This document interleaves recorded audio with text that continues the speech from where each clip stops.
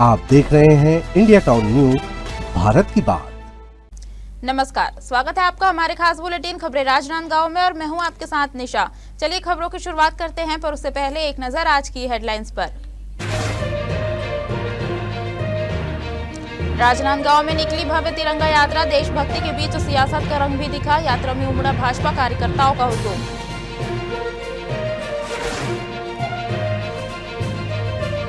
तिरंगे संग दौड़ा राजनांदगांव, तिरंगा दौड़ में दिखा देश प्रेम। राजनांदगांव में देशभक्ति का जोश, तिरंगा लेकर दौड़े शहरवासी।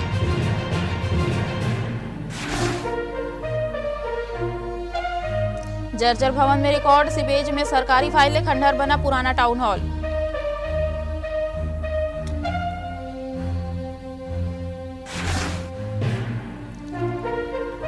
नकली कीटनाशक पर कृषि विभाग का वार, 25 दुकानों पर छापा, 20 को नोटिस, कृषि विभाग का एक्शन, नियम तोड़ने वालों पर कार्रवाई।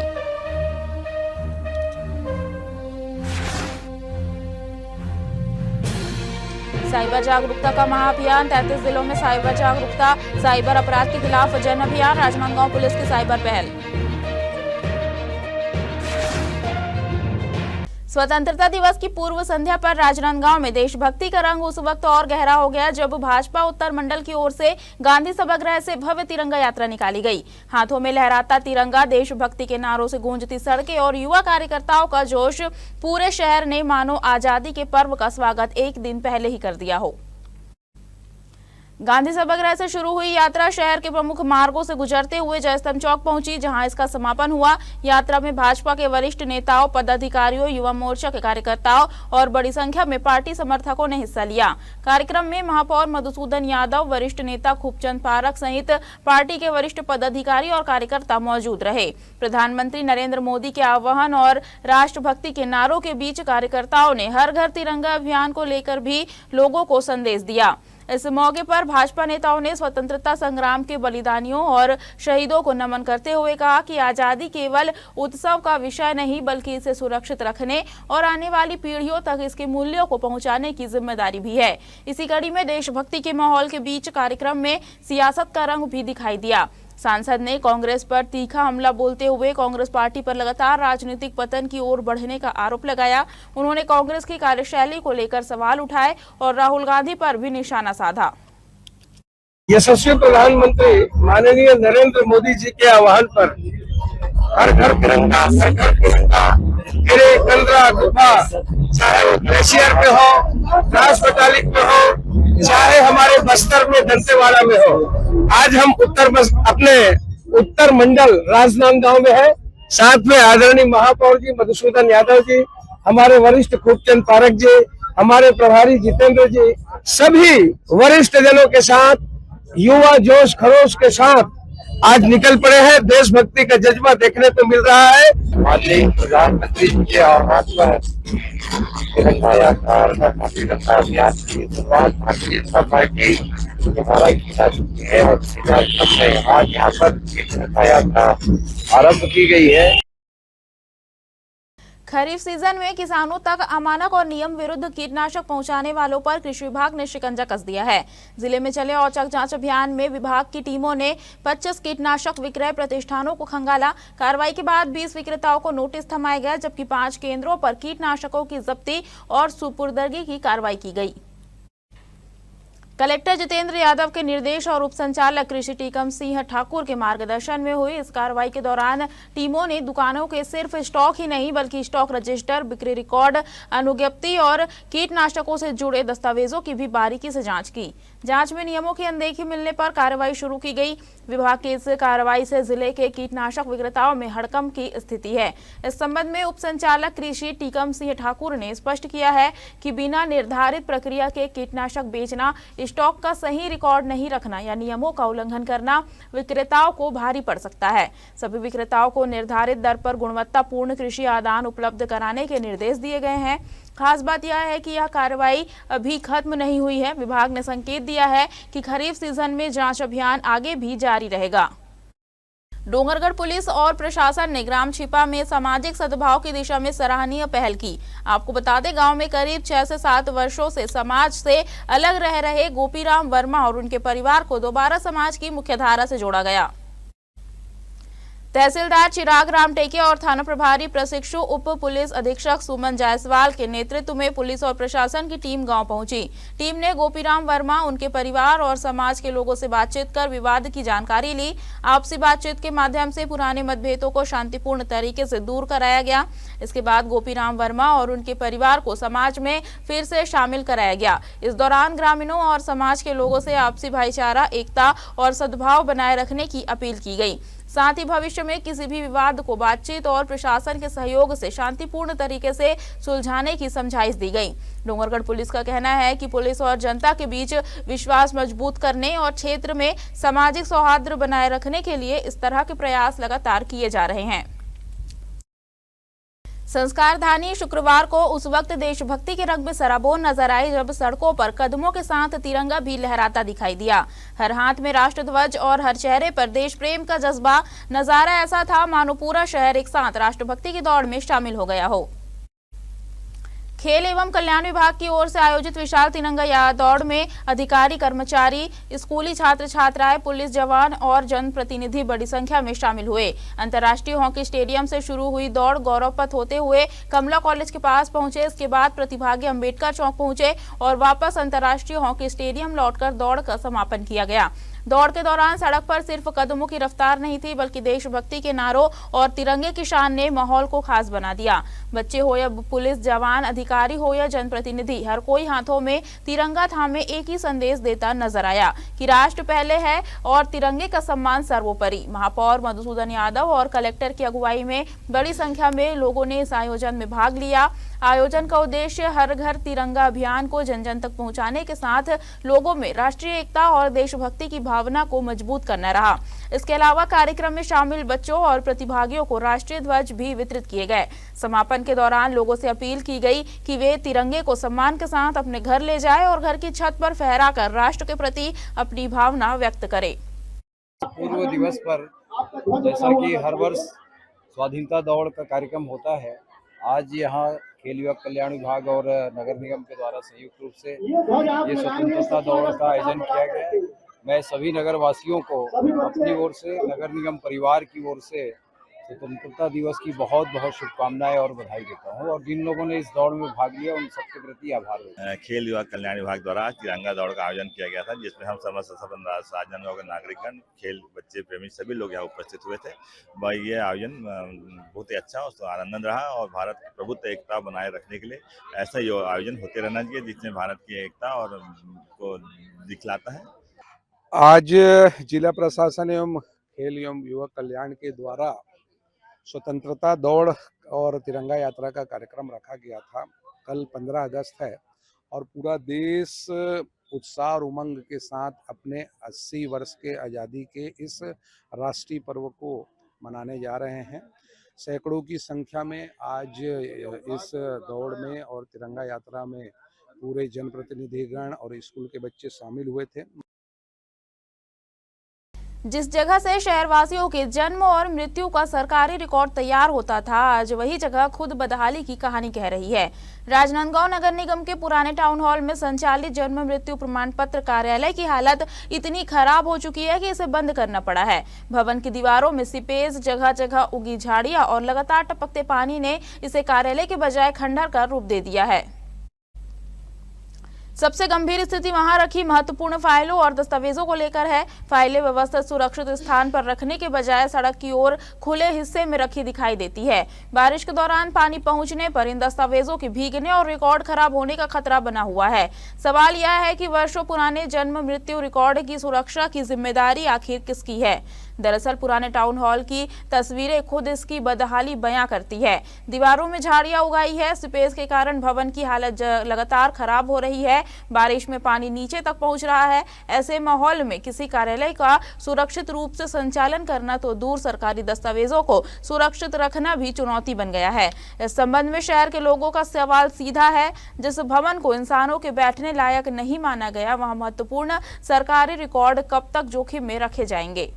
वो जो टाउन हॉल है बहुत पुरानी बिल्डिंग है और कई जगह उखड़ जाता है। उसको कई बार हम लोग मरम्मत भी कराए हैं, लेकिन बहुत पुरानी हो गई है। इस कारण से इतने भी बार मरम्मत कराओ कुछ है वो प्लास्टर वगैरह उखड़ जाते हैं। फाइलें हमारी सुरक्षित है, आजकल तो सभी प्रक्रिया ऑनलाइन हो गई है, तो किसी का डाटा मिस होने का संभव नहीं है। उसके अलावा जो भी जन्म से संबंधित फाइल है वो सुरक्षित रखी जाए। खैरागढ़ में पीले त्रिपाल से ढकी एक पिकअप पुलिस की नजर से बच नहीं सकी। धर्मपुरा पुल के पास नाकेबंदी के दौरान पुलिस ने पिकअप को रोककर तलाशी ली तो वाहन के पिछले हिस्से में 4 गौवंश ले जाए जाते मिले। मौके पर पशुओं के लिए पर्याप्त पानी और जरूरी व्यवस्था भी नहीं थी। पुलिस के मुताबिक वाहन चालक मोहम्मद मजहर आलम से पशुओं के परिवहन से संबंधित वैध दस्तावेज मांगे गए, लेकिन वह दस्तावेज प्रस्तुत नहीं कर सका। इसके बाद पुलिस ने चारों गौवंश, पिकअप वाहन, आरसी कार्ड, ड्राइविंग लाइसेंस की छायाप्रति सहित अन्य सामग्री जब्त कर ली। मामले में आरोपी के खिलाफ छत्तीसगढ़ कृषक पशु परीक्षण अधिनियम और पशु क्रूरता निवारण अधिनियम के तहत कार्रवाई की गई। गिरफ्तारी के बाद आरोपी को न्यायालय में पेश किया गया, जहाँ से उसे न्यायिक अभिरक्षा में भेज दिया गया। मामले में पुलिस अब यह पता लगाने में जुटी है कि पशुओं को कहां से लाया गया था और उन्हें कहां ले जाया जा रहा था। मामले की विवेचना जारी है। वक्त हो चुका है छोटे से ब्रेक का। बने रहिए इंडिया टाउन न्यूज के साथ। क्या आप बाल झड़ने से परेशान हैं? अब अपनाइए प्रकृति की शक्ति, पाइए घने चमकदार बाल और खूबसूरत दमकती त्वचा। प्रकृति का वरदान Rukhsana shine herbal beauty combo kit, प्राकृतिक जड़ी बूटियों से तैयार। अब पाइए खूबसूरत चमकते बाल और त्वचा। हर्बल गुणों से भरपूर ये कॉम्बो आपके बालों और त्वचा की देखभाल में मदद करता है। अब उपलब्ध Amazon, फ्लिपकार्ट और नीचे दिए गए लिंक पर। अभी ऑर्डर करें और हर्बल केयर का अनुभव लें। स्वतंत्रता दिवस की पूर्व संध्या में खैरागढ़ देशभक्ति के रंग में सराबोर नजर आया। फतेह सिंह खेल मैदान में निकली स्वतंत्रता दौड़ और भव्य तिरंगा यात्रा में तिरंगों की कतार और देशभक्ति के नारों ने पूरे शहर में जोश भर दिया। भारत माता की जय और वंदे मातरम के नारों से शहर का माहौल राष्ट्रभक्ति से गूंज उठा। जिला प्रशासन एवं जनप्रतिनिधियों के नेतृत्व में आयोजित इस यात्रा में अधिकारी, कर्मचारी, जनप्रतिनिधि, गणमान्य नागरिक और बड़ी संख्या में स्कूली बच्चे शामिल हुए। हाथों में तिरंगा थामे लोगों का कारवां अस्पताल चौक, राजीव चौक, जयस्तंभ चौक और अंबेडकर चौक से गुजरते हुए वापस फतेह सिंह खेल मैदान पहुंचा।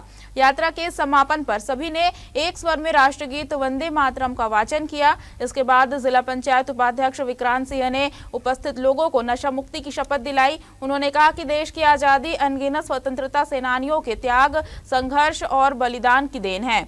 उन्होंने नागरिकों से स्वतंत्रता दिवस पर अपने घरों, कार्यालयों और संस्थानों में सम्मान पूर्वक तिरंगा फहराने की अपील की।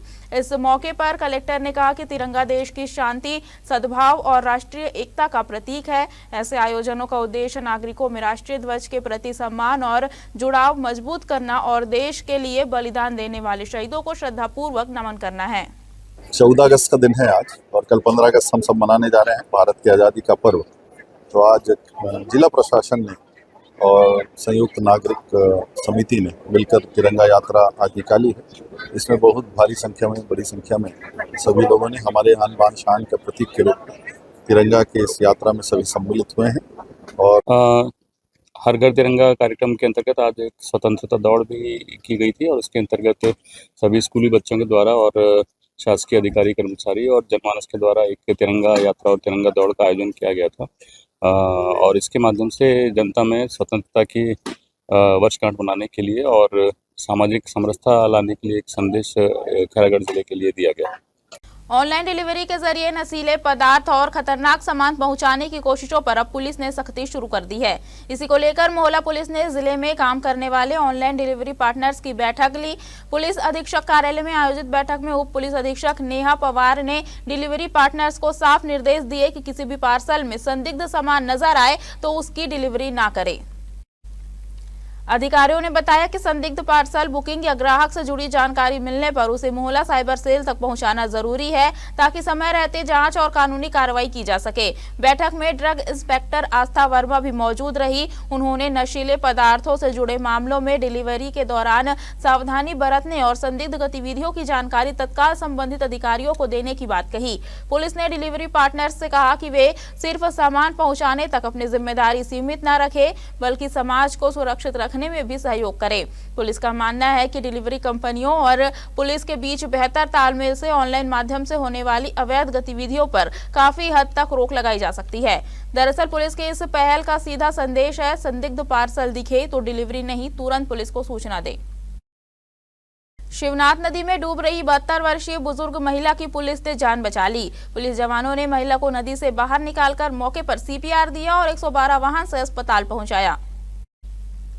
जानकारी के अनुसार 13 अगस्त की सुबह अंबागढ़ चौकी पुलिस को सूचना मिली कि शिवनाथ नदी में एक महिला का शव तैर रहा है। सूचना मिलते ही थाना प्रभारी निरीक्षक अश्विनी राठौर के नेतृत्व में पुलिस टीम मौके पर पहुंची। नदी में पानी का बहाव तेज था। महिला तक पहुंचने के लिए पुलिस ने स्थानीय तैराक श्रवण निषाद की मदद ली। महिला की हालत गंभीर देखते हुए पुलिस जवानों ने मौके पर ही सीपीआर दिया। इसके बाद महिला के शरीर में हलचल होने लगी। पुलिस ने तुरंत महिला को सामुदायिक स्वास्थ्य केंद्र पहुंचाया, जहां डॉक्टरों ने उसका इलाज शुरू किया। महिला की पहचान जमुना साहू के रूप में हुई है। इस संबंध में पुलिस अधिकारियों ने कहा कि पुलिस का काम केवल कानून व्यवस्था बनाए रखना ही नहीं, बल्कि संकट के समय लोगों की जान बचाना और उनकी मदद करना भी है। साइबर ठगी के बढ़ते मामलों के बीच छत्तीसगढ़ पुलिस ने जागरूकता को जन अभियान का रूप देने की तैयारी कर ली है। 15 अगस्त से गांधी जयंती तक चलने वाले इस 7 सप्ताह के अभियान में प्रदेश के 33 जिलों को एक साथ जोड़ा गया है।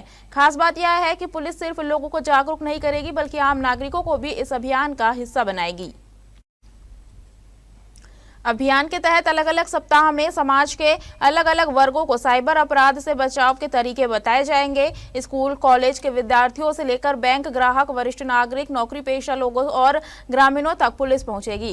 पहला सप्ताह स्कूल कॉलेज, यूनिवर्सिटी और कोचिंग सेंटरों में इंटरनेट और साइबर सुरक्षा को लेकर जागरूकता पर केंद्रित रहेगा। दूसरे सप्ताह बैंकिंग और यूपीआई फ्रॉड से बचने के तरीके बताए जाएंगे। तीसरे सप्ताह वरिष्ठ नागरिकों पर विशेष फोकस रहेगा, जिन्हें डिजिटल प्लेटफॉर्म और ऑनलाइन ठगी के नए तरीकों के बारे में समझाया जाएगा। चौथे सप्ताह नौकरी और रोजगार के नाम पर होने वाली ठगी और सोशल मीडिया के जरिए होने वाले फ्रॉड से बचाव की जानकारी दी जाएगी। इसके बाद साइबर चौपाल के माध्यम से ग्रामीण इलाकों तक पहुंच बनाई जाएगी। आपको बता दें, इस अभियान की सबसे अलग पहल QR कोड है। इस संबंध में राजनांदगांव पुलिस की प्रेस ब्रीफिंग में अभियान की रूपरेखा साझा करते हुए लोगों से अपील की गई कि वे जागरूकता अभियान का हिस्सा बने और साइबर अपराध के खिलाफ सामुदायिक पुलिसिंग को मजबूत करें। छत्तीसगढ़ पुलिस के द्वारा संपूर्ण एकीकृत तरीके से साइबर जागृति अभियान की शुरुआत की गई है, जो कि पूरे 33 जिलों में एक साथ आज से शुरू किया गया है। 15 अगस्त से जिसका प्रारंभ होगा, जो कि आने वाले गांधी जयंती तक 7 सप्ताह का ये प्रोग्राम है। और इसमें विभिन्न सप्ताहों में अलग अलग समूह को टारगेट करते हुए उन्हें साइबर जागृति के संबंध में जागरूक किया जाएगा। पहले सप्ताह में इसमें student, school, college, university, coaching centres में साइबर से रिलेटेड अवेयरनेस की जाएंगी। दूसरे सप्ताह में बैंक्स, बैंकिंग इंस्टीट्यूशन में जो यूपीआई और अन्य फाइनेंशियल फ्रॉड होते हैं उसके संबंध में जागरूकता अभियान किया जाएगा। तीसरे सप्ताह में इसमें डिजिटल अरेस्ट, जो कि सीनियर सिटीजन्स को किया जाता है, उनके संबंध में किया जाएगा। साइबर ठगों के बढ़ते जाल के बीच छत्तीसगढ़ पुलिस ने अब जागरूकता को हथियार बनाने का फैसला किया है। प्रदेश में 15 अगस्त से 2 अक्टूबर तक चलने वाले साइबर जागृति अभियान की शुरुआत रायपुर से की गई। मुख्यमंत्री विष्णुदेव साय और उप मुख्यमंत्री एवं गृह मंत्री विजय शर्मा ने अभियान का शुभारंभ किया।